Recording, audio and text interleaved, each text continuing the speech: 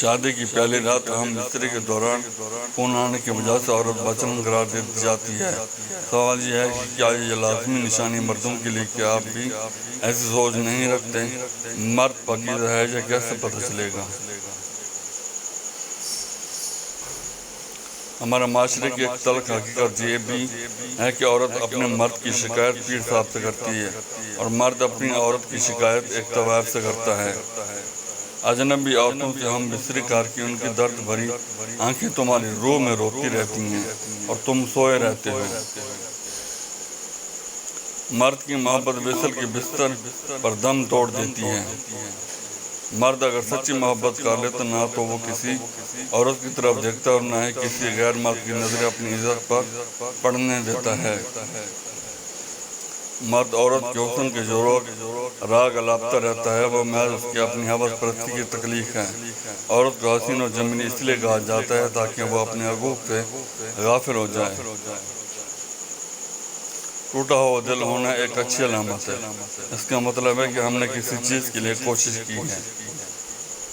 अगर कोई तुमसे इतनी मोहब्बत करके दिल के सारे ही मौसम तुम्हारे नाम कर दो तो तुम इससे बदले में मोहब्बत करो या ना करो, मगर इतना एहसास कर लो कि वो हंसता हंसता रोए नहीं।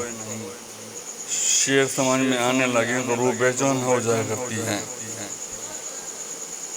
दिल की हर बात नहीं कही जा सकती, शायद इसी वास्ते ही खुदा ने खामोश आहें और सस्तियाँ बनाई, आंसू पैदा किए, तवील नींद बनाई और इसी खातिर ही बेकार मुस्कुराहट और ताकत अलविद हाथों को हिलाने का सामान पैदा किया।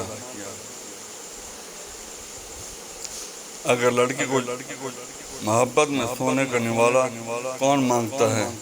भला मोहब्बत और तवज्जो और अहमियत चाहती है। आपको आवाज़ दी जाए, आप माथे पर बिना बल डाले कहीं जी आया। औरत का दिल इसकी कमजोरी होता है, उसे काबू कर लो, औरत तुम्हारे काबू में आ जाएगी। लोग किताबों की तरह में किसी को अपने आप मुझे पढ़ लेते हैं, किसी को 2 महीनों में, जब किसी तीसरी किताब के साथ के बाद समझ आती है कि कुछ ऐसे भी हैं जिनको पढ़ने की कभी ज़रूरत ही नहीं होती।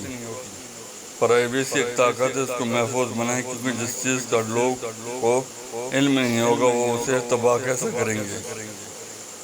मोहब्बत करने वाले की तो नफरत ही ऐसी होती है कि जैसे उसका महबूब मुस्कुराए वो सारा गुस्सा भूल जाता और तावील को कबूल कर लेता है। ये आज की वीडियो उम्मीद है आपको अच्छी लगी होगी, तो वीडियो को लाइक एंड शेयर कर देना और चैनल पे पहली बार आए हो तो सब्सक्राइब भी कर लेना।